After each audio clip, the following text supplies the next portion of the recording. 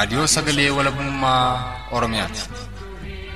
Raadiyoon Sagalee Walabummaa Oromiyaa karaa marsariitii Independent Oromiyaa.org torbanitti yeroo lama kan isiniif dhiyaatu amma jalqaba.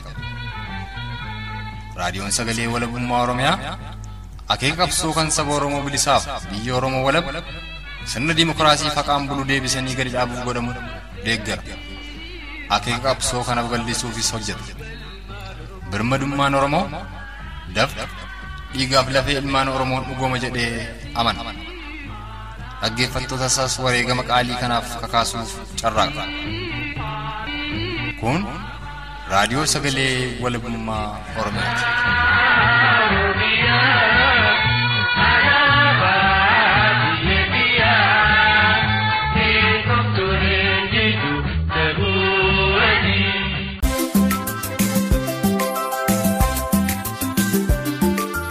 Ashamaa harka fuune dhaggeeffattoota keenya jaalatamoo oduu keenya Onkoloolessa guyyaa 13 bara 2018 isin dhageessisaa oduu waliin hantiiqii dhugaasaati.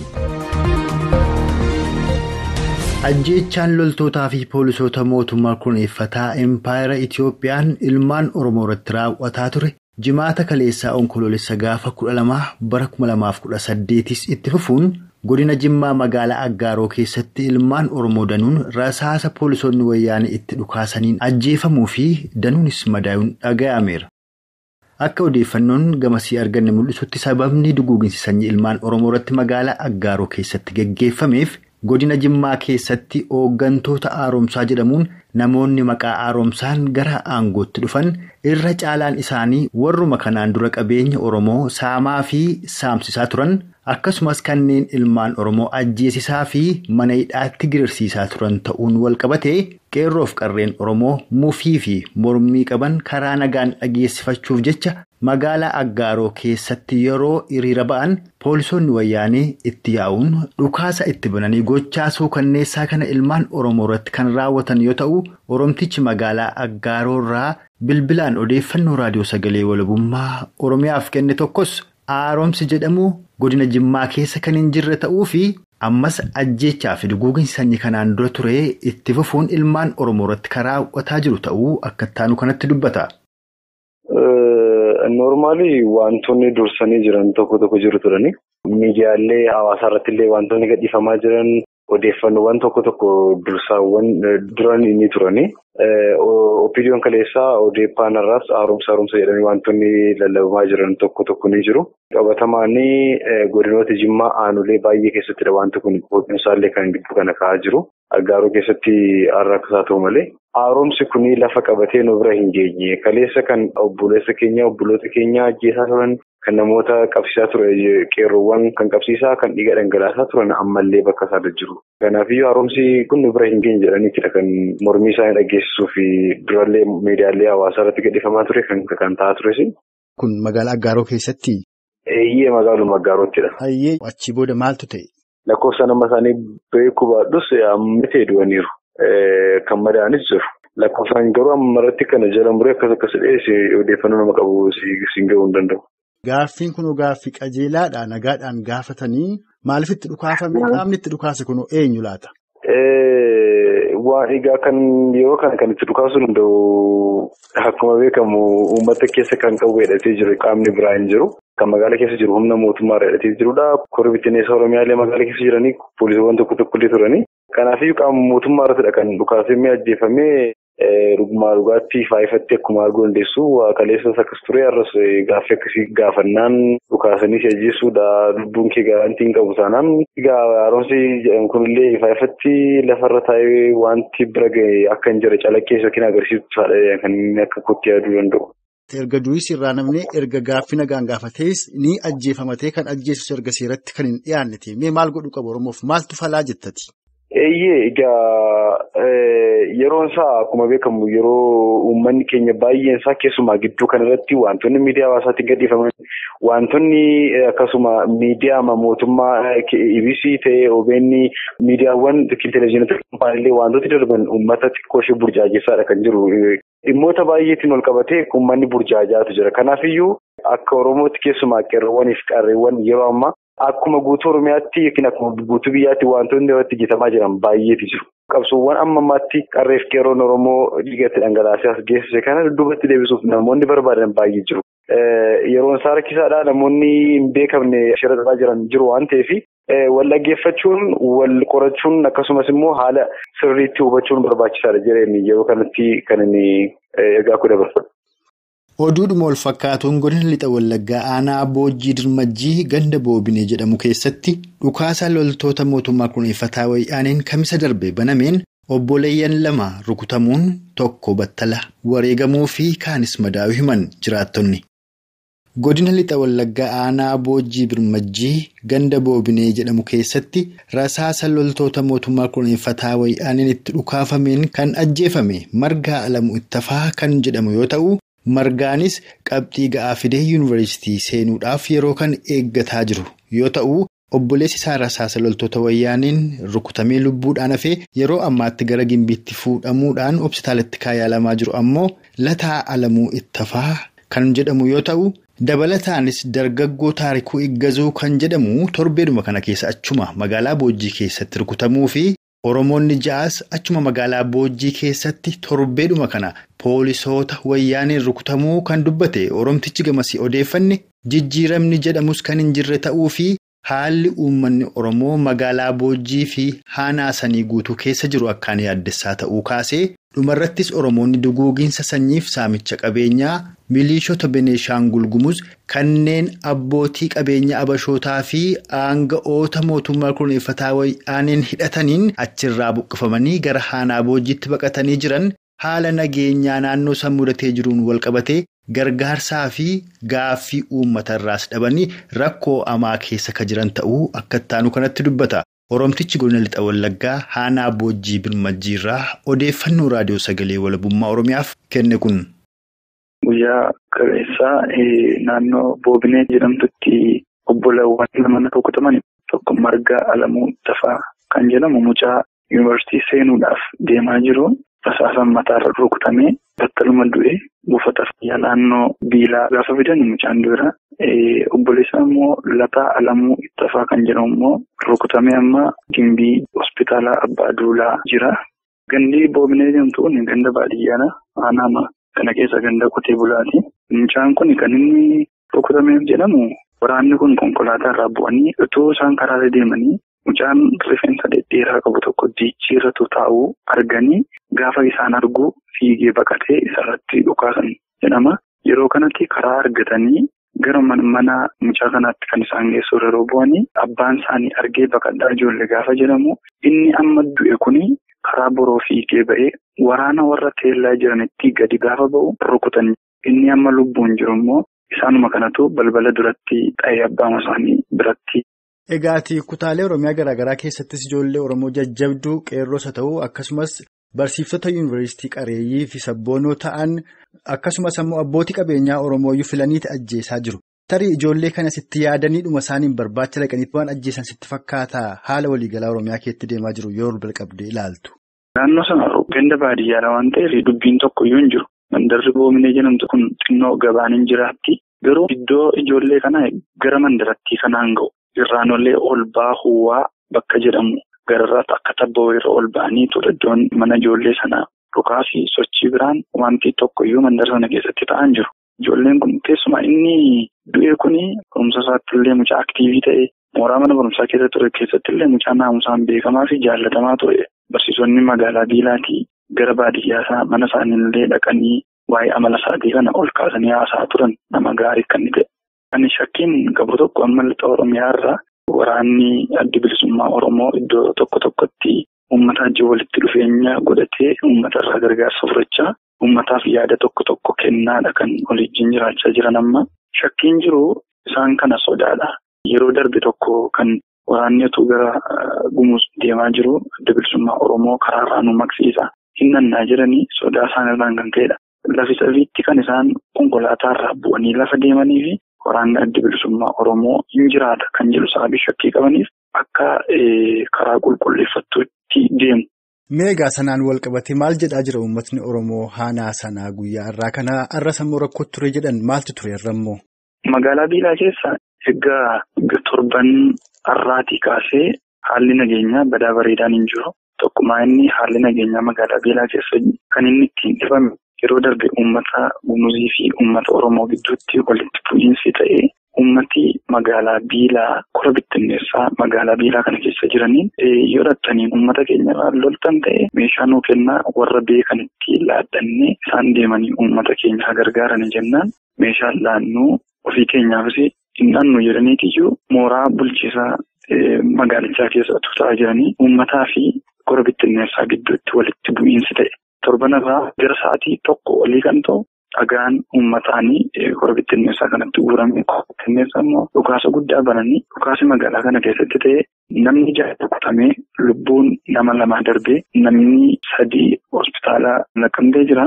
Warri kaan immoo rukuttaa salphaa rukutamanii manatti yaalamanii fooyya'aa kan jiran jiru. Nama 6 walumaa gala kan dhahame. Guyyaa kaleessaa asitti immoo addummaan sa'aatii 12 taanaan namni magaalaa keessaa hin deemu dafeetiyyuu baqatee manatti gala. Warri ijoollee kana ajjeesanoo attam ta'an waraanni sun eessaa garaatti deemuudhaaf dhaqaniiti kan isaan ijoollee kana immoo ajjeesan laata? Waraanni warri kaleessa gara boobneetti ijoollee kana irratti miidhaa geessanii asii gadi dhufanii magaalicha keessa. Warri qorri bittinneessaa nama 6 rukutanii nama 2 ajjeesan garuu asuma magaalaa Beelaa keessa uummata wajjin kan jiraachaa turanii fi kan jiraachaa jiranii. Seeratti namni dhiyaatee jiru bulchaan aanaayyuu magaalaa kana keessaa baqatee iddoo inni jiru mammaatti hin beekamu. Mee bulchaan aanaa immoo eenyuun baqata? Uummata baqata moo waraana baqate? Egaa maala eenyuun akka inni baqate beekama. Sochiin yeroo sana gaarii waan hin turree fi inni gargaruma sana badee eessa akka inni buutee maaliif akka inni deemes wanti ifaan agarre tokko hin jiru. Duraan yeroo hojjetaa ture yookaan bulchaa ture sanatti uummata wajjin hariiroo gaarii qabaataa ture namni kun. Uummata wajjin walitti dhufeenya gaarii qabaa. Uummata warra Benishaangul Gumuz irraa buqqa'anii dhufaniif uummatuma wajjin simannaa gaarii maree gochaa turan. Egaa amma akkuma waliigalaatti kutaalee Oromiyaa garaagaraa keessatti ilmaan Oromoodhaa guutummaadhumatti ajjeefamaa jiru. Keessumaa warra ijoo ta'antu filamee ajjeefamaa jira. Ajjeechaa ilmaan Oromoo irratti gaggeeffamu buqqeensa Oromoo irratti bifa wal fakkaataan deemaa jiru. Kanaaf jijjiirama haasa'amu kana attamitti wal bira qabdee ilaalta? Jijjiiramni hin dhufe jedhamu kun haala sochii siyaasa opiidiyoo duraaniitu of dhoksee haala nageenyaa fakkaatee nageenyummaa irra keessaa qabateetiyyuu keessaan garuu ajjeechaan duraatti mufufee jiru. Keessumaa haalli waraanaa fi uummata gidduu jiru ammayyuu haala ifaan ta'an. Jijjiiramni opiidiyoo duraanii fi jijjiiramni opiidiyoo wanta adda addummaa qabu hin jiru. Sababiin isaa ammayyuu namoonni dhaaba kanaa wajjin hojjechaa turan miidhaa akka itti hawaasi kun miidhamu akka itti hawaasi kun yeelaloosaa kaleessaatti deebi'uu fi ilaalcha gaarii hin qaban sababiidheefi kan akka kootti jijjiiramni jiraa kan jedhu na amansiisu. Waan nama dhibu torbanarraa namni keessumaa taarikuu Iggasoo kan jedhamu mataarra dhaameeti kan inni karaa walakkaatti kufee du'e. Yeroo ijoolleen achi reeffasaa kaasuu dhaqanii ijoollee fuudhuu dhaqanirra rasaasa irra qabanii dhukaasaniiti kan ijoollee irraa ari'anii. Kan biraanii mucaan barataan waggaa kana yuunivarsiitii deemu kan du'e karaa ganda baadiyyaa kana keessa utuu namoonni bira ga'anii dafanii yaalli gaariin godhameeraaf ta'e hin du'u ture. Garuu namoonni bira ga'anii akka fuudhanii mana yaalaatti hin geenyee fi rasaasaan irraa dhoowwaa turan. Kanaafiyyuu jijjiiramni jiraa kan jedhamu yoo namni wal hubateedha. Yoo qaamni hawaasa geggeessaa jiru kun hubee gaarii hawaasa kanaaf qabaate jijjiiramni jiraa jedhama. Ammayyuu garuu qaamni hawaasa kana geggeessaa jiru hawaasa kanaaf hubee gaarii sababii hin qabneef amma hubee gaarii hawaasaaf hin jirretti immoo jijjiiramni jira jedhee na amansiisuna. Mee Oromoonni haanota Beelaa yookaan boojjii keessa qubatanii rakkataa jiranoo warri buqqa'an kun lakkoofsi isaanii agamtaa gargaarsi gara mootummaan godhameef jira? Baay'inni isaanii yeroo darbe kan galmeessaa turreerraa kaasee kanan tilmaamu hanga 2,000 olii hin ta'u jedhanii ayyaata. Jarreen kun buqqa'anii gaafa dhufanii uummatatu simannaa godheefi uummati kun mana isaa keessaa inni kaan uffata halkanii waan irra ciisan mana isaa keessaa fuudhee kenneefi akka irra boqotan godhee kanarrayyuu darbee uummati safaraan qoodamee minaan mana isaatii qaburraa ittiin hawaasa kana gargaaraa ture. Gadda gaafa sanbata guddaa garuu zayitii fi daakuun dhufeeraaf kan jiru odeeffannoon qaba. Iddoo ofii koggee hubachuu hin dandeenye. Sababiin isaa egaa gaafa uummataa fi kora bittinneessaa gidduutti dubbiin ka'ee kaasee uummati bilisaan ba'ee jarreen kana du'achuu fi ilaalanii rakkina isaanii maal akka isaan fakkaatanii hubachuun rakkisaadha waan ta'eef. Oduu keenya dhumaatiin ammoo duguugiin sanyii loltootaaf poolisoota mootummaa kurneeffataa wayyaaneen kutaalee Oromiyaa garaagaraa keessatti gaggeeffamaa jiru. Godina Lixa Shawaa magaalaa Baakkoo keessattis Oromtichi tokko rasaasa loltoota mootummaa kurneeffataa wayyaaneen itti dhukaafameen kamisa darbe ajjeefamuu himan jiraattonni. Ajjeechaan godina Lixa Shawaa magaalaa Baakkoo keessatti ilma Oromoorratti raawwate kun ta'e jedhamee itti yaadamee karooraan karaawwate ta'uu fi ajjeechaan akkanaa kunis kan inni raawwataa jiru karooraan akka ta'ee fi kunis kutaalee Oromiyaa garaagaraa keessaa qeerroolee Oromoo jajjaboo abbootii qabeenyaa Oromoo fi gootota Oromoo egeree Oromoof Oromiyaaf abdachiisoo ta'an irratti xiyyeeffatamee kan geggeeffamaa jiru ta'uu kan kaase namni kun ajjeechaa kanas erga magaalaa Baakkoo keessatti raawwatanii booda poolisoonni mootummaa kurneeffataaf loltoonni mootummaa kurneeffataa kun dogoggoraan raawwanne jechuun dhiifamaa fi abbootii gadaa kan ergatan ta'uu isaanii kaasee uummanni Oromoo kana booda dhiifama waan jedhu kanaan mooffamuu akka hin qabnee fi jijjiiramni jedhanis jijjiirama kijibaa akka ta'ee fi maqaa jijjiiramaatiin ilmaan Oromoo kadhumaa jiran ta'us akka ittaanu kanatti dubbata. Oromtichi magaalaa Baakkoorraa bilbilaan odeeffanne kun. Magaalaa Baakkoo keessatti ganda aantee jedhamtu keessatti akka tasaa ta'e namoonni lama wal lolanii turanii yeroo wal lolan sanatti humni koora bittinneessaa jedhamu kun gidduu galee jedhame. Gidduu galee erga jedhame immoo namoonni kun walitti bu'aniiru jedhame sobanii keezii addaa uumuuf jecha dhukaasa bananiiru ofii isaanii jechuudha. Erga dhukaasa kana bananii booddee immoo namoonni kun walitti deddeebi'an jedhanii dhukaasa ofii isaanii dhukaasanii lubbuu nama tokko balleessanii jechuudha. Namichi du'e kun nama baay'ee guddaadha. Nama maatii qabudha. Haadha maraarra nama du'eera jechuudha. Namni isaan ajjeesan kun nama sabboonaadha. Uummata keessattis nama dhageettii qabudha. Qabsoo Oromoo keessattis nama qooda fudhataa turedha jedhama. Egaa jarri kun walitti bu'iinsa dhuunfaa sana fakkeessanii itti yaadaniiti jechuudha kan isaan nama kana ajjeesan. Mee maal agarte? Maal hubatte bakka sana jirta? Itti yaadaniiti naannoo sanatti akka jedhametti namichi sunis nama beekamaadha. Nama Oromoof dubbataa turedha. Kanaaf durumayyuu yaada hin qabaatu isaanii maaliif yeroo ammaa kanattis immoo isaan hin qullaa'in jiru. Hin qulqulloofne sababa ta'eef amma ammaatti isaan ilaalcha namni tokko gara yookaas immoo dhaaba biraa hin deeggara taanaan ammayyuu ijaamaadhaan ilaaluu hin lafuma dhaqan dhabaniitti calluba jedhanii ilaalu malee tarkaanfii fudhachuu fi yaalii gochaa jiru amma ammaatti illee jechuudha. Warri ajjeesan kunoo attam ta'an wanti seeraan gaafataman jira. Uummatni Oromoo kan magaalaa Baakkoo maal jechaa jira dhimma kana? Kaleessa qeerroon isa kana sababeeffachuudhaan hiriira nagaa bahee ture.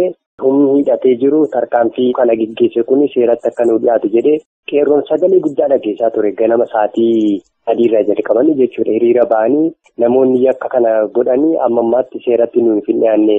Fakkeenyaaf kan yeroo darbe nama 2 rukutee tokko ajjeese suni seeratti hin dhiyaanne amma ammaatti asuma keessa jira. Kun seeratti nu dhiyaachuu qaba jedhanii sagalee isaa dhageessaa turanii isa kana balleessa akka qaban utuu beekanii kanarratti immoo abbaa gadaa jedhanii abbaa gadaa kadhatanii dogoggorara jedhanii immoo qeerrootti erganii adaraa hin araaramnaa jedhanii kadhachaa turan.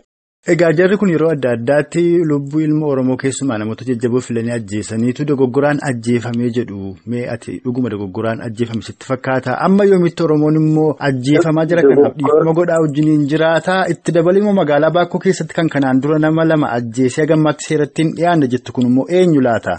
Inni Tabarraa jedhama poolisii Oromiyaadha. Inni mootoraan isin deema. Inni yeroo sana kan beekaa rukuteedha. Inni ispaaltii irrattidha. Nu biraa rukutame mucaan beekuni ani akka tasaa ta'e yeroo sana naannoo sana jira. Mucaa calluma jedhee karaara deemaa jiru dhagaa kaasii jenna dhagaa hin kaasutti jennaan ofii mataa dhukaasee tokko najjiisee tokko immoo hin madeessee jechuudha yeroo sana jechuudha. Inni kunillee seeratti amma ammaatti hin dhiyaatiin jira.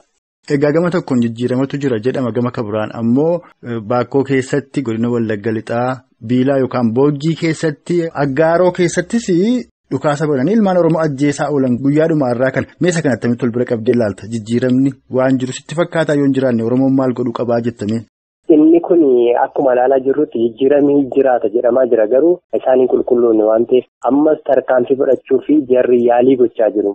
Inni guddaan ammayyuu abaa'oon yookaas immoo meeshaa sirriitti ga'aan kennamee fi amma danda'amaa ta'etti nuti utoo leenjine jennee hawwii guddaa fedhaa jirra jechuudha. Maaliif yeroo ammaatti qaamni biraan hidhatee nuti harka keenya qullaa jirra tarkaanfiin nurratti fudhatama kan jedhamu baay'ee of sodaachaa jirra jechuudha yeroo ammaa kanatti illee.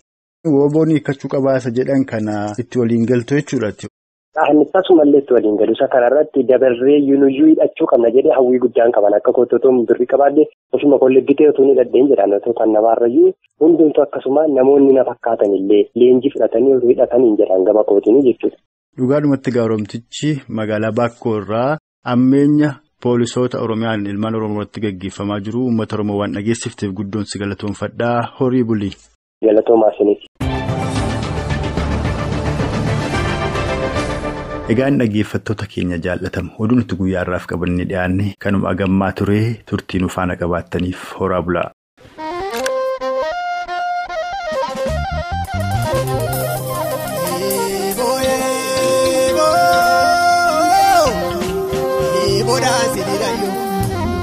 Bora sasa bota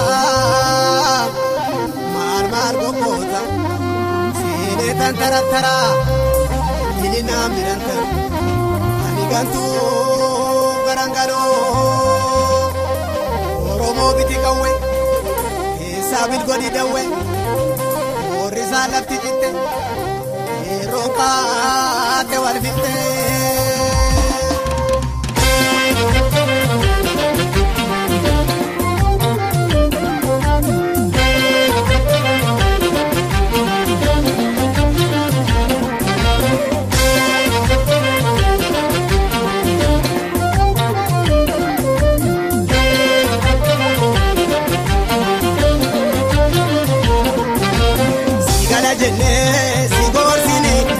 Abulu jenne si borsine fati siji dawdidi sini soromo wa bidebidi sini soromo wa bidebidi sigala jenne si borsine abulu jenne si borsine fati siji dawdidi sini soromo wa bidebidi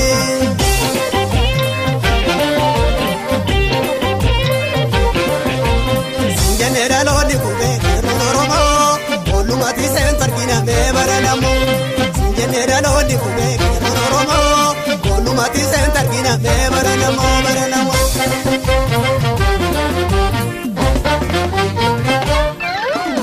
Irani gatenya tutte rata me kabola bufte ayartu Kumanu se jalan chivnu sanyate yuanga situsivnu sanyate yuanga situsivnu Oya kota jabesi dano kenya yona gadani jifano Oya kota jabesi dano kenya yona gadani jifano Oya kota jabesi dano kenya yona gadani jifano Oya kota jabesi dano kenya yona gadani jifano Oya kota leti nabdati Oya kota ganim bahatu gola Oya kota tesi gochake Oya kota infuri nolola Oya kota aboru jachu Oya kota belagni sagawu Oya kota lenam tunachu Oya kota namu belambau Oya kota jabesi dano kenya yona gadani jifano Oya kota jabesi dano kenya yona gadani jifano Sabaru jannu baru marra maridu febari tare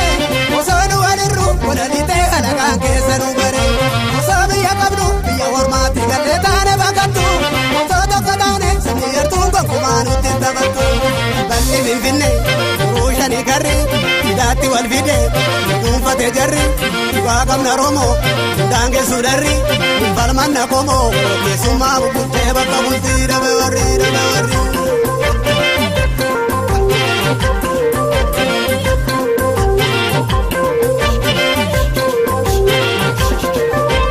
Sigala jenne si borsine Abulu jenne si borsine Fati si